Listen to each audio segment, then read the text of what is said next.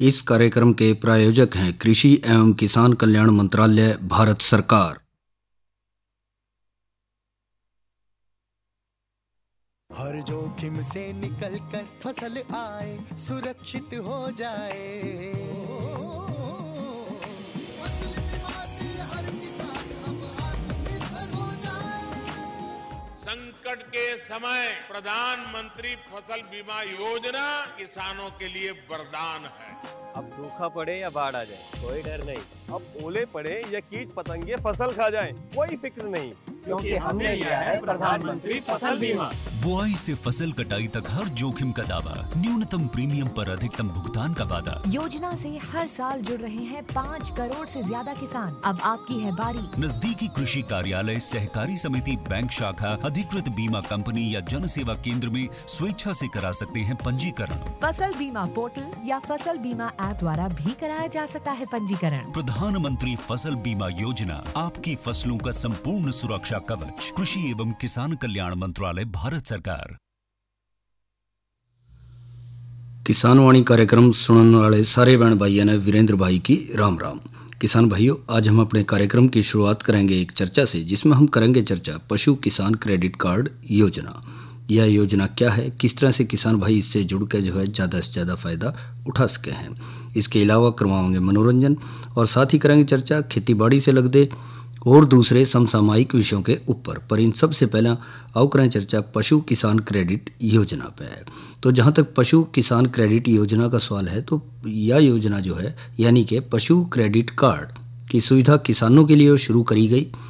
इस योजना के अंतर्गत जो है किसानों को पशु किसान क्रेडिट कार्ड बनवाना पड़ा है और इस कार्ड के अंतर्गत जो है पशुपालकों को लोन या ऋण प्रदान कराया जा है। तो ऐसे में जिससे कि किसान भाई अपनी सुविधा के अनुसार जो है वो अच्छे पशु खरीद सकें और अपने काम को और ज़्यादा आगे बढ़ा सकें।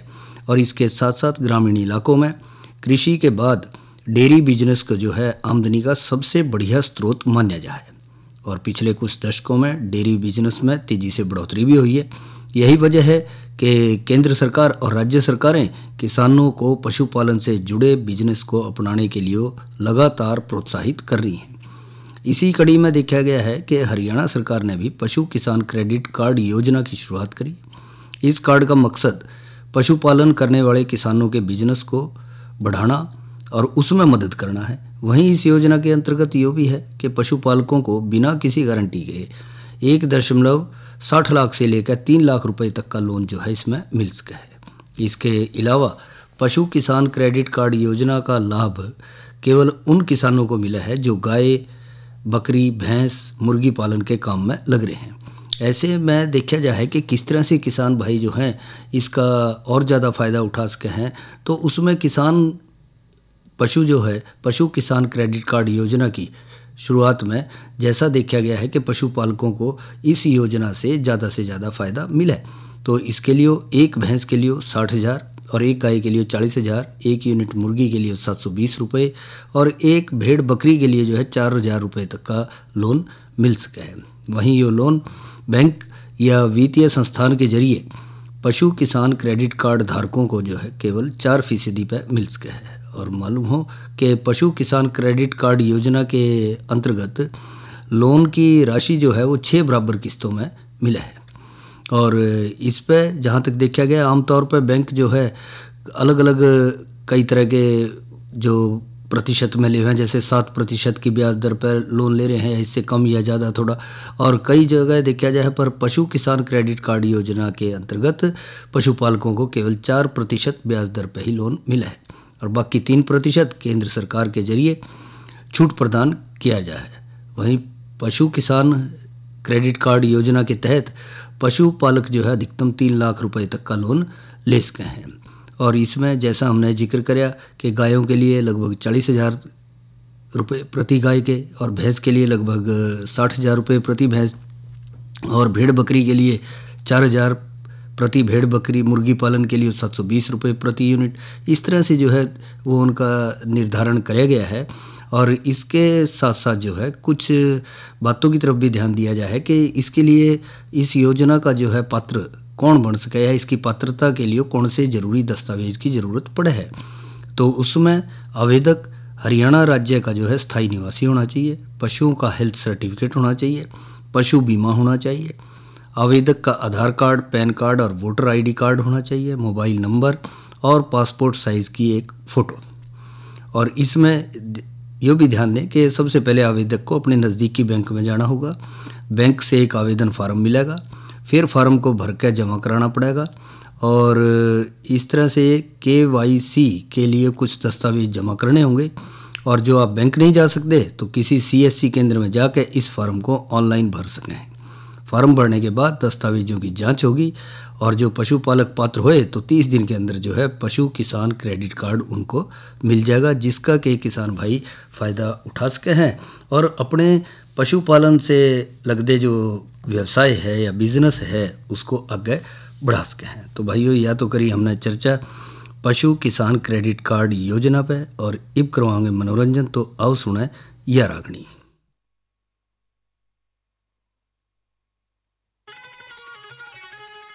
उसकी करनी उसके आगे जिक्र करा न करते, मरती बरिया दुश्मन के सरे दोष धैर्या न करते। उसकी करनी उसके आगे जिक्र करा न करते, मरती बरिया दुश्मन के सरे दोष धैर्या न करते।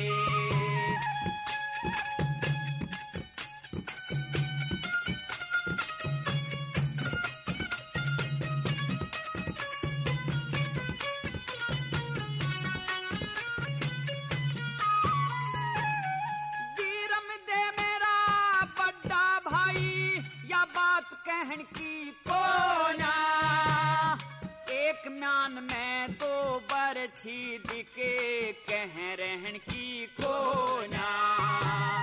दरबारा में शोर माच जाया चोट सहन की कोना। जम्मल भी मेरे भाई का बेटा खोट कहन की कोना। जम्मल भी मेरे भाई का बेटा खोट कहन की बोला। न्यू आवेदन न्यू है चाला जा, न्यू आवेदन न्यू है चाला जा। गैल मरा न करते, मरती बरिया दुश्मन के सरे दोष धैर्या न करते। उसकी करनी उसके आगे जिक्र करा न करते, मरती बरिया दुश्मन के सरे दोष धैर्या न करते।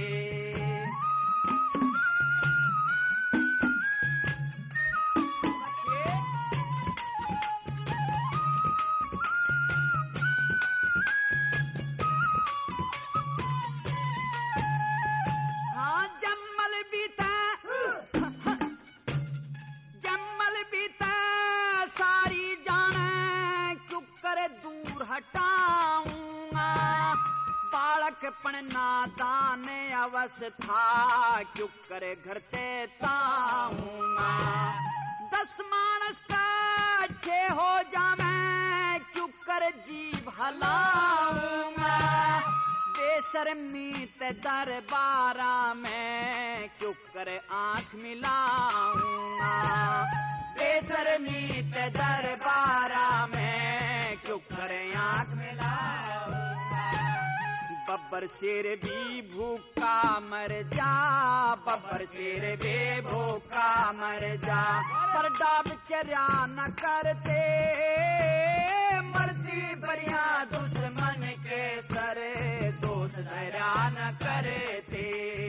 उसकी करनी उसके आगे जिक्र करा न करते, मरती बरिया दुश्मन के सरे दोष धैर्या न करते।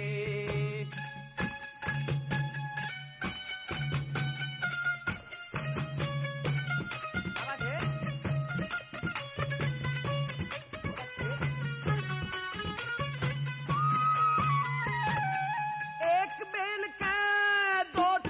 हो एक ही हो से उनकी जात, एक फिर गलिया में बजता एक साधु संता के साथ। एक बाप का दो बेटे हो एक ही उनका हो से गात, एक पैसर बदनामी धर ले एक करे पंचा में बात, एक पैसर बदनामी धर ले एक करे पंचा में बात।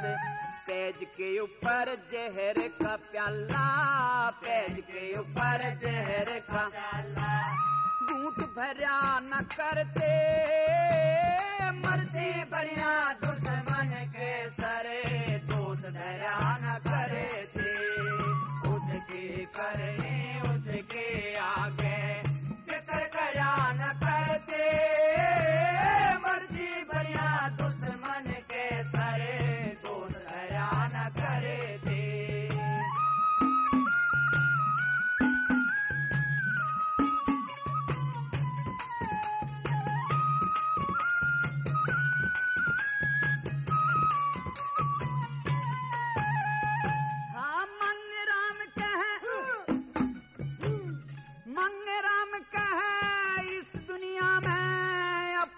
प्यारा घर लागे न्यून बिकुआ न्यून बिकुआ सब तरिया ते मरे लागे।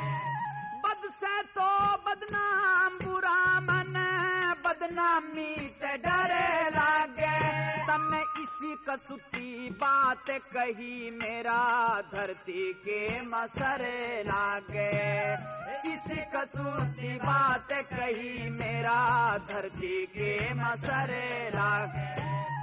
भाई गला बैर करे वो, भाई गला बैर करे वो, कदे तिरिया न करते मरती बरिया दुश्मन के सारे, दोष धरा न करे थे उसके करने उसके आगे, जिक्र करा न करते मरते बढ़िया दुश्मन के सरे, दोष धरा न करे थे। यह तो सुनी भाइयों ने रागनी उसकी करनी उसके आगे करमपाल की आवाज में। और भाइयों अब करेंगे बात मौसम की जानकारी पे। तो आज अधिकतम तापमान रहा 24 डिग्री सेल्सियस और न्यूनतम रहा 11 डिग्री सेल्सियस। कल जो है अधिकतम तापमान 24 डिग्री सेल्सियस और न्यूनतम 10 डिग्री सेल्सियस रहने की संभावना है। और जहाँ तक आर्द्रता का सवाल है तो आज आर्द्रता जो है वातावरण में रही 61%। जहाँ तक कल के कृषि कार्यक्रम का सवाल है तो भाइयों कल कार्यक्रम रहेगा थारी चिट्ठी मारे गीत। और भाइयों करेंगे चर्चा मोटे अनाज के दैनिक आहार में महत्व के क्या है इसके ऊपर, पर इस संदेश के बाद।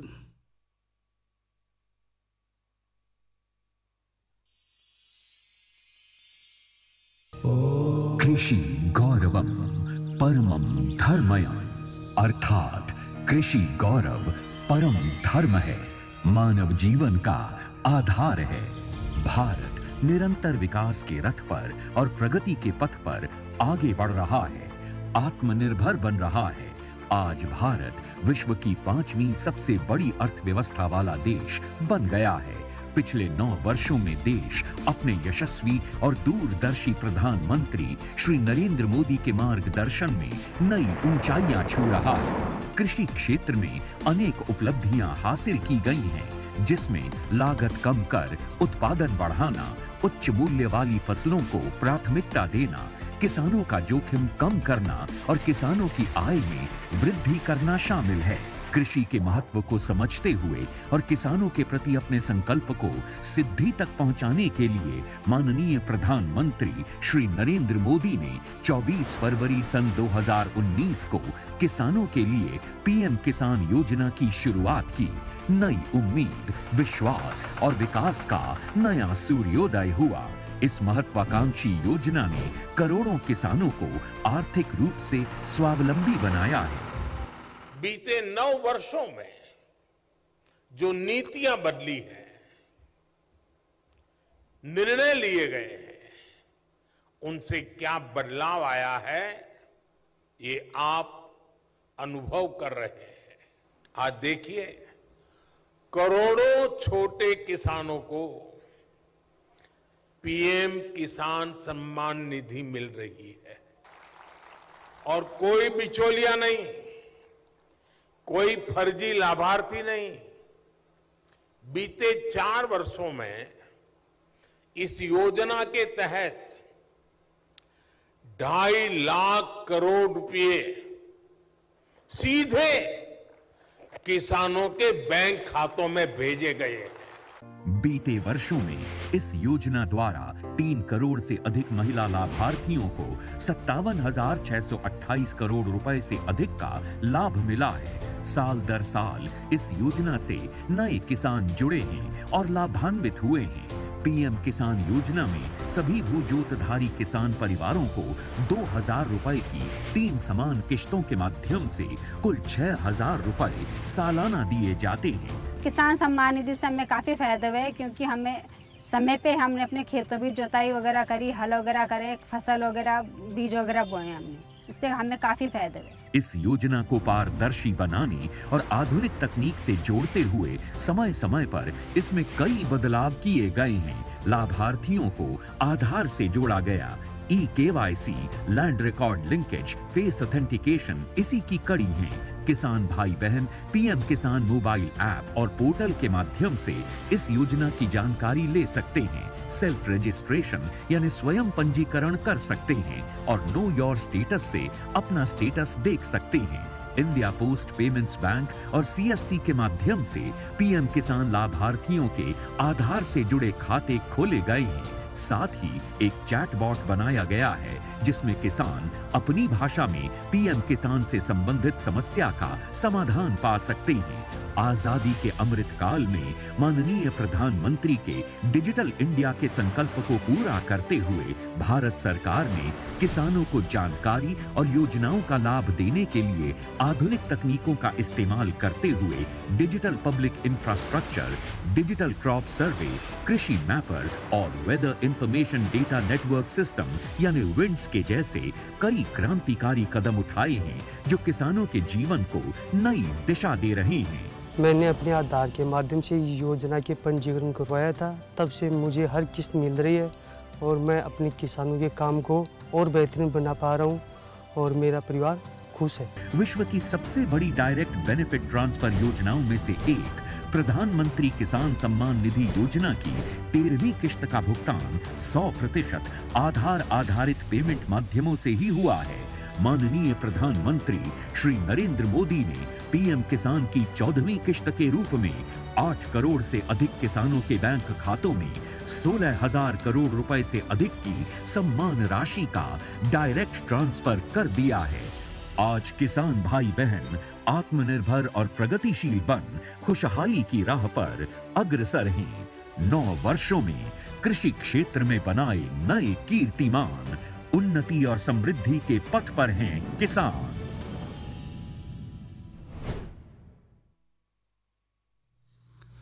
और भाइयों, अब करेंगे चर्चा मोटे अनाज का दैनिक आहार में महत्व क्या है। तो जैसा आप जाना है कि मोटे अनाज की जो बात करें तो मोटे अनाज वास्तव में छोटे बीज वाली घासों का समूह है जो कि बहुत व्यापक रूप से दुनिया में अनाज वाली फसलों या फिर मानव भोजन के लिए अनाज और पशु चारे के रूप में उगाए जा रहे हैं। भारत में भी यजुर्वेद ग्रंथों वगैरह में पुरातन रूप में इसका काफ़ी उल्लेख मिला है। 50 साल पहले तक तो देखा गया है भारत में भी मोटा अनाज जिस तरह बाजरा, ज्वार, रागी, कोदो, कुटकी वगैरह जो है एक अहम अनाज के रूप में इस्तेमाल करे जाते थे, पर कई बार देखा गया समय के साथ साथ धीरे धीरे जो है इनका थोड़ा महत्व कम हो गया, क्योंकि भारतीयों में भी पश्चिमी देशों से प्रभावित होकर मिलेट्स को ग्रामीण खाने के रूप में देखना शुरू कर दिया और इस तरह से देखा गया कि इसके ऊपर या इसके इस्तेमाल में जो है थोड़ा गिरावट आई, कमी आई। पर धीरे धीरे जो अब जागरूक हो रहे हैं लोग और इसी जागरूकता को बढ़ाने के लिए जो है जो सन 2023 जो है भारत सरकार के जरिए संयुक्त राष्ट्र को दिए गए प्रस्ताव के अनुसार जो है इसको अंतर्राष्ट्रीय मोटा अनाज वर्ष के रूप में मनाया जा रहा है। तो उसी को देखते हुए और मोटे अनाज के महत्व को देखते हुए बहुत से लोग जो है इसको अब दोबारा से इस तरफ लौट रहे हैं, क्योंकि ये देखा गया है कि हर मिलेट का अपना महत्व है। जैसे कि बाजरे में कैल्शियम है, ज्वार में पोटाशियम है, फास्फोरस, कंगनी में फाइबर है, कोदो आयरन नामक पोषक तत्वों से भरपूर है। और इसलिए जो है हमने इनको अपने भोजन में जगह देनी चाहिए और अपने प्रतिदिन के आहार में जो है इनको शामिल करना चाहिए। और दूसरी बात जो कहें कि सुपर फूड और स्मार्ट फूड के रूप में मिलेट्स यानी मोटे अनाज को क्यों जाने, तो उसके बारे में जो यूँ कहा जाए कि कम पानी, उर्वरक शक्ति और कीटनाशकों का इस्तेमाल करते हुए कम उर्वरक भूमि में भी जो है मोटे अनाज को उगाया जा सके है। उच्च तापमान पर भी ये अच्छे व स्मार्ट अनाज कहलावे हैं। मिलेट्स अपने गुणों और पोषक तत्वों, जिस तरह देखा गया है कि protein, fibre, vitamin B, calcium, iron, magnesium, phosphorus, zinc, potassium, copper और सेलेनियम वगैरह जो है, और इसके अलावा एंटीऑक्सीडेंट और फ्लेवोनोइड्स, एंथोसाइनिन, सेपोनिन, लिग्नान्स का एक पावर हाउस भी जो है इसको माना जा है, जो मनुष्य के स्वास्थ्य के लिए बहुत ही ज़्यादा लाभकारी है। और इसी कारण से इनको जो है सुपर फूड कहे हैं। और इसके साथ साथ ये देखा गया है कि ब्लड ग्लूकोज लेवल को मेंटेन करे हैं मिलेट्स। और मिलेट्स ग्लूटोन फ्री होने के साथ साथ गेहूं और मक्का की तुलना में देखें पोषक तत्वों से ज़्यादा भरपूर है। और इनमें ग्लाइसेमिक इंडेक्स कम है और उच्च मात्रा डाइटरी फाइबर, सभी आवश्यक अमीनो एसिड, विटामिन और खनिज लवण के साथ प्रोटीन भी इसमें काफ़ी है। इन्हीं कारणों से ये ब्लड ग्लूकोज के स्तर को जो है मेंटेन रखे हैं या उसको बढ़न नहीं देंगे। इसके साथ साथ वजन घटाने में कारगर हैं मोटे अनाज। मोटे अनाज खाने से वजन कम करने में मदद मिलेगी। जैसे बाजरे के आटे से बनी चपाती को नियमित रूप से आहार में शामिल करने और या फिर नाश्ते में मिलेट्स को शामिल करने से जो भारी लोग हैं या मोटे लोग हैं वो अपना भी MI कम कर सके हैं और इससे वजन कम या नियंत्रित कर सके हैं। और दूसरा जो है हृदय के लिए भी अच्छे हैं मिलेट्स। और मिलेट्स एंटीऑक्सीडेंट्स का एक अच्छा स्रोत है जिसमें बीटा ग्लूकोन, फ्लेवोनोइड्स और एथोसाइनिडिन और टेनिन, लिग्नान्स और पॉलीकोसेनोल वगैरह शामिल हैं। और इस तरह से देखा जाए कि आर्टरीज़ को भी जो है बहुत ज़्यादा स्वस्थ बनाए रखने में अपनी मदद करें हैं। यहाँ तक भी कहें कि कैंसर कोशिकाओं से भी ये फाइट करें और उनसे लड़े हैं। और फॉक्सटेल और प्रोसो वैरायटी के मिलेट्स कैंसर कोशिकाओं के विकास को रोकने में प्रभावी सिद्ध हुए हैं। तो मिलेट्स को फाइटोकेमिकल्स सामान्य कोशिकाओं को नुकसान पहुँचाए बिना कोलन, ब्रेस्ट और लीवर के कैंसर कोशिकाओं के निर्माण को कम करें। पाचन शक्ति को भी बहुत ज़्यादा बढ़ावा है। इससे कब्ज, पेट फूलना, सूजन, ऐंठन जैसी परेशानियां कम होंगी और लीवर और किडनी जैसे दूसरे महत्वपूर्ण अंगों के स्वास्थ्य में सुधार होगा और रोग प्रतिरोधक क्षमता भी इससे मजबूत होगी। इसीलिए जो है इनको सुपर फूड के रूप में जाना जा है और ज़्यादा से ज़्यादा सभी को जो है इनको अपने खाने में इस्तेमाल करना चाहिए। अपने दैनिक आहार में इनको लेकर चलेंगे तो स्वस्थ रहेंगे, तंदुरुस्त रहेंगे। तो भाइयों, या तो करी हमने चर्चा मोटे अनाज का दैनिक आहार में महत्व पे, और भाइयों इस चर्चा के बाद अब करेंगे चर्चा नई फसल नई उमंग के तहत जीरा की काश्त पे। तो जीरे का जहाँ तक सवाल है, एक मसाले वाली फसल के रूप में इसको जाना जा है और एक मुख्य नकदी फसल के रूप में भी जो है इसकी खेती काफ़ी इलाकों में करी जा है। और जहाँ तक इसके लिए उन्नत किस्मों का सवाल है तो उसमें है राजस्थान सिलेक्शन 1। इसके पौधे गहरे हरे रंग के और गुलाबी रंग के दिखाई दे हैं। इसके दाने मोटे, चमकीले और भूरे रंग के हैं। यह अगेती किस्म है और 100 से 110 दिन में पक्का तैयार हो जाए। यह किस्म 2 से 3 क्विंटल प्रति किले तक पैदावार दे दे है। इसके अलावा जो दूसरी किस्म है वह है राजस्थान जीरा 19। इस किस्म के पौधे भी हरे रंग के और ज़्यादा शाखाओं वाले हैं। इसके दाने मोटे, आकर्षक और घने भूरे रंग के हैं। यह किस्म लगभग 125 दिन में पक्के तैयार हो जाए और राजस्थान सिलेक्शन 1 और दूसरी स्थानीय किस्मों की तुलना में जो है उखेड़ा और झुलसा रोग के प्रति प्रतिरोधी है। इस किस्म की पैदावार प्रति किले के हिसाब से 2.25 से 3.25 क्विंटल प्रति किले तक मिल सके है। जहाँ तक इसकी बिजाई की बात है कि कब तक इसकी बिजाई कर सके हैं, तो इसकी बिजाई 15 नवंबर से लेकर 15 दिसंबर तक कर सके हैं, यानी कि अब सही समय चल रहा है। ज़्यादा चेत ना करें। किसान भाई जो जीरा की काश्त करना चाह रहे हैं वो खेत तैयार करके इसकी बिजाई इस महीने के पहले पखवाड़े में इसकी बिजाई पूरी कर लें और लाइनों में छिट्टा विधि के जरिए बोया जा सका है। लाइनों में बिजाई के लिए 3 से 4 किलोग्राम और छिंटा विधि के जरिए 4 से 6 किलोग्राम बीज जो है प्रति किले के हिसाब से इसकी ज़रूरत पड़ेगी। जीरे के लिए वैसे देखा जाए बलुई दोमट मिट्टी जिसमें पानी का निकास अच्छा हो बेहतर रहेगी। बिजाई से पहले 6 से 8 टन सड़ी गली गोबर की तैयार खाद जो है खेत में देकर 2-3 जुताई उसमें अच्छे से कर लें और बिजाई से पहले बीज को 2.5 ग्राम प्रति किलोग्राम की दर से थायराम नामक दवाई से जो है उपचारित जरूर करें और 20 से 30 सेंटीमीटर लाइन से लाइन का फासला रख के और पौधे से पौधे का जो है 10 सेंटीमीटर फासला रख के इसकी बिजाई कर सकें हैं।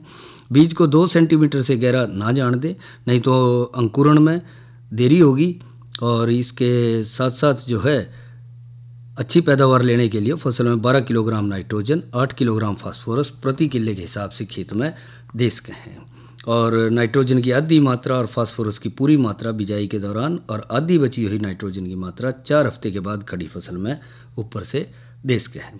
पहली सिंचाई जो है बिजाई के तुरंत बाद और दूसरी उसके 8 से 10 दिन के बाद करें या मौसम के अनुसार रुख देखकर उसका फिर सिंचाई करी जा सके। सिंचाइयाँ हल्की होनी चाहिए जिससे बीज एक जगह इकट्ठा ना हो और अच्छी तरह से जमाव जो है सारे खेत में हो और 2 से 3 सिंचाइयाँ मौसम के अनुसार 20 से 25 दिनों के अंतर पर कर सके हैं और फूल आने के बाद कोई सिंचाई इसमें ना करें और ज़रूरत पड़ने पर मौसमी खरपतवारों की समय समय पे इसकी रोकथाम जरूर करें। तो भाइयों या तो करी हमने चर्चा जीरा की काश्त पे। अरे क्या कर रहा है? इधर इधर इधर हम बोल रहे हैं तेरे बीजू का। पुतला बोल रहा है? पक्षियों से तो हम खेत को बचा लेते हैं पर इन घातक रसायनों से कैसे बचाएं? मतलब? देख बेटा, तू जो ये अंधाधुंध रसायन मिलाता है ना, मिट्टी की सेहत बिगड़ने लगी है और जब माटी ही कमजोर पड़ जाएगी तो उपज कैसे सेहतमंद होगी? अरे पहले ऐसा नहीं था, पूछना अपने बड़े बुजुर्गों से कैसे फसल लहलहाती थी, शुद्धता झलकती थी। हाँ, माटी भी तंदुरुस्त और लोग भी। अरे पहली वाली बात कहाँ? पर अब तो सब यही डाले हैं। सब नहीं, आज भी लाखों जागरूक किसान परंपरागत विधि से फसल उगा रहे हैं। खर्चा कम और उपज की कीमत भी बेहतर पा रहे हैं। सच है? रे बेटे एक्सपीरियंस से बता रहे हैं, धूप में बाल सफेद नहीं किए हैं। हाँ। ठीक है भाई, मैं भी आज से जैविक खेती शुरू करूंगा। माटी से प्रेम की परंपरा है परंपरागत खेती। इस कार्यक्रम के प्रायोजक थे कृषि एवं किसान कल्याण मंत्रालय भारत सरकार और इसी के साथ हमारे आज के किसान वाणी कार्यक्रम का समय समाप्त हुआ। तो वीरेंद्र भाई ने इजाजत दो। अच्छा भाइयों, राम राम।